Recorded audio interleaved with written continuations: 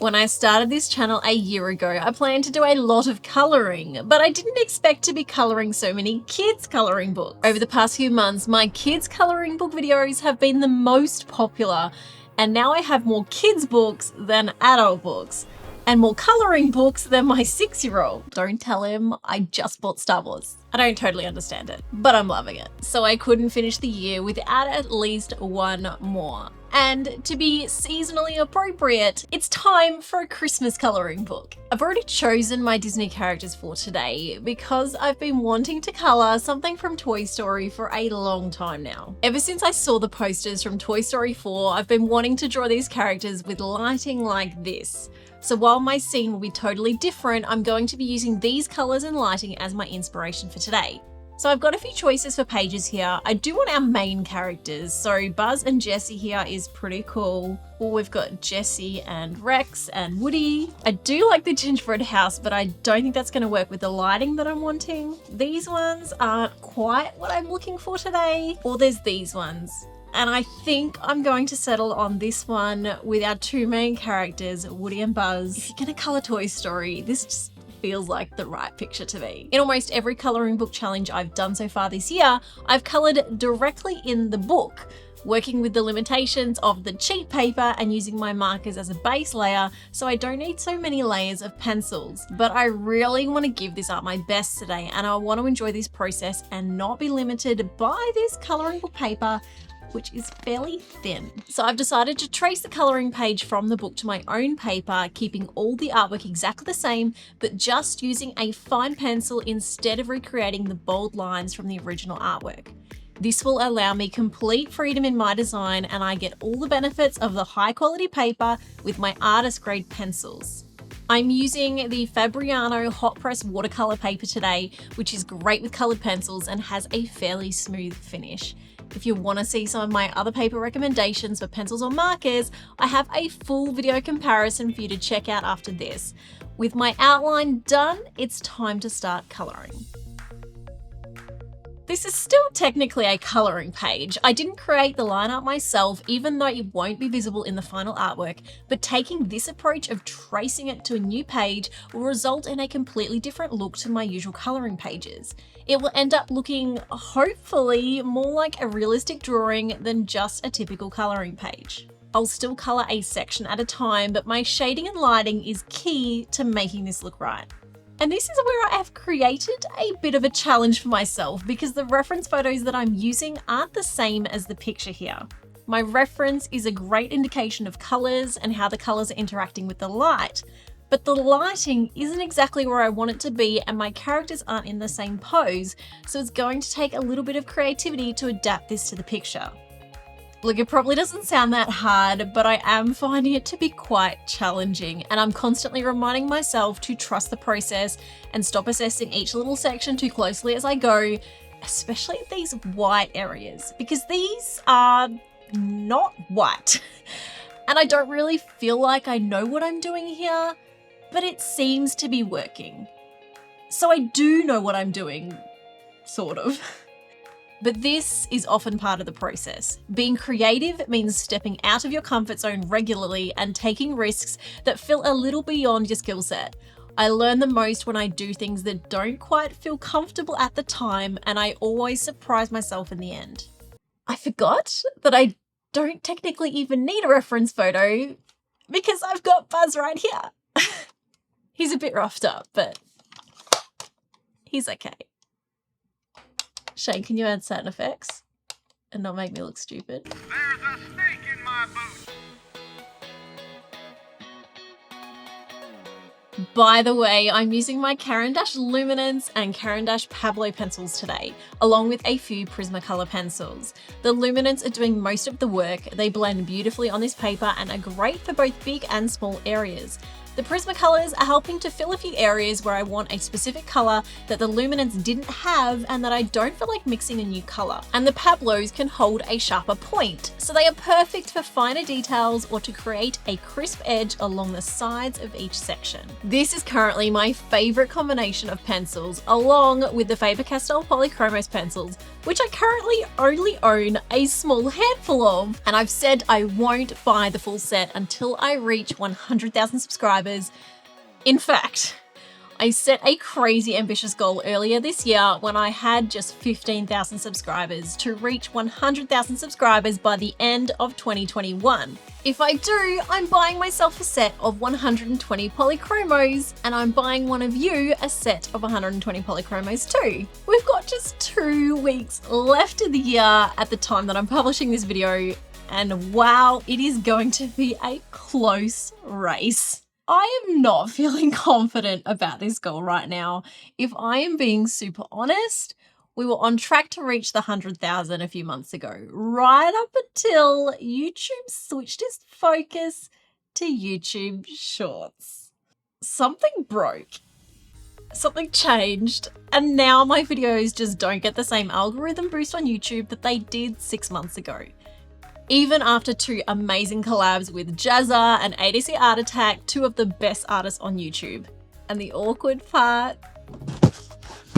Shane already bought the pencils. I have been waiting to unbox this insanely big box, and I think I'm going to have to return it. So I need your help.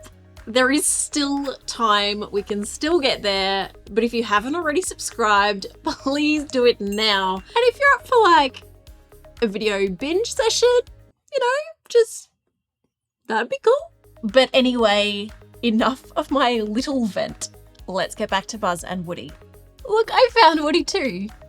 Not quite the same scale, but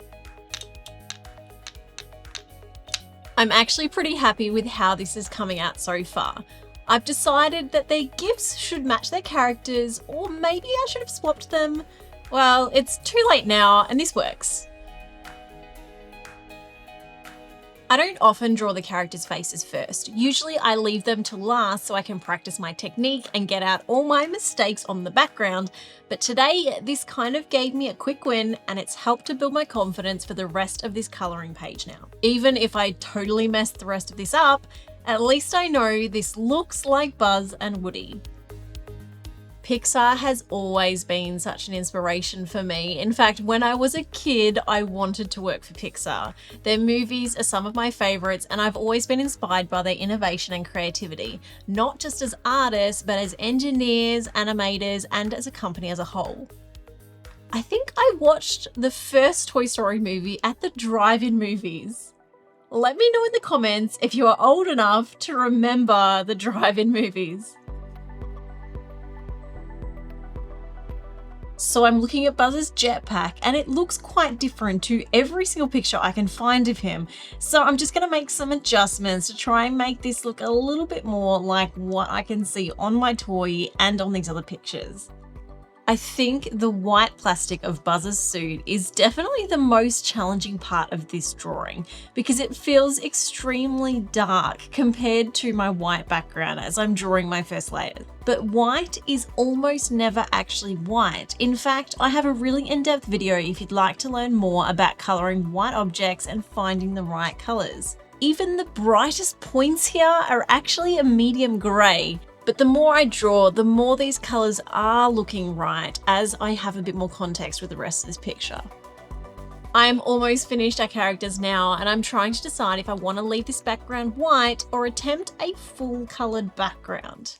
I'm kind of liking this as is, but a colored background could really bring this to life even more and give some context as to where these blue and pink lights are coming from. In Toy Story 4, they were obviously carnival lights, but I'm imagining mine are Christmas lights. I'm using some washi tape to quickly mask off a border around the edge so I can make a start on my background. I want to keep this background simple because I don't want to detract from our main characters, and I still like the colour scheme of our Toy Story 4 posters as inspiration, so I'm going to attempt some bokeh lights on a deep blue background. A bokeh background is a fun way to add some interest to a colouring page, and it does take some patience, but it's not as complicated as it looks once you've learned the technique. Essentially, each light is a circle that fades into the background. So you want to work in light layers and work back and forth between your light colour and your background colour to create a smooth gradient. It definitely helps to have at least one colour in between, so I've chosen a medium blue for my blue lights and a purple for my pink lights. If you need some help with blending the colours together, I have a playlist with some videos to help you learn the same technique I'm using here and work through some common mistakes that people make. I'm trying to keep my pencil as sharp as possible and work in light layers, adding more pressure on my top layer to remove the extra white gaps and really burnish in the final colours. As you can see, the final layers really make the bokeh effect work.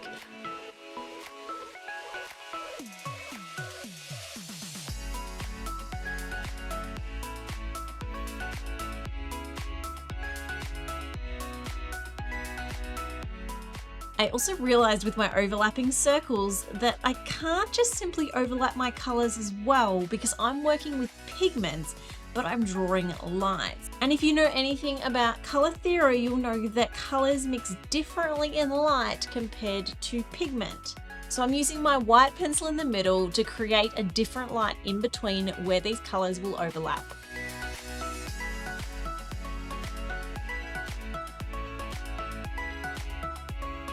Please tell me in the comments which of the Toy Story movies is your favorite, because I have now finally watched Toy Story 4 recently, and I have to say I actually don't know which one is my favorite movie. I love Toy Story 1 and 2 for so many reasons, but then 3 and 4 actually did a very, very good job of reinventing the story and bringing new things in, and so I'm kind of left really unsure as to which one I like. I think I genuinely like them all. So I'd love to hear from you. Do you like the original first Toy Story? Do you like the ones in between? Do you like the most recent one? Have you seen them all? Do you have a favorite? Is there any that you don't like? Tell me in the comments. I am very curious.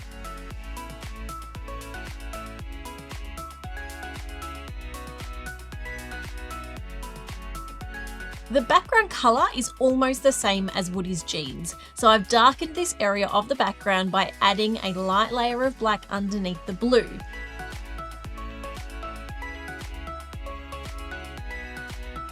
For the ground, I've put in some shadows, but I've also brought in my lighter blue and purple, partly for variety, but mostly because my dark blue pencil is really taking a hit here and I don't want to use more than I need at this point. Thank you for your sacrifice.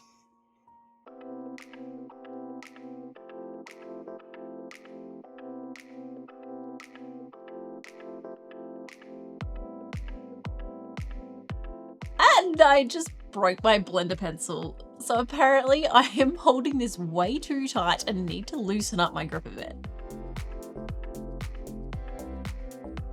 And after 3 days of colouring, we're done.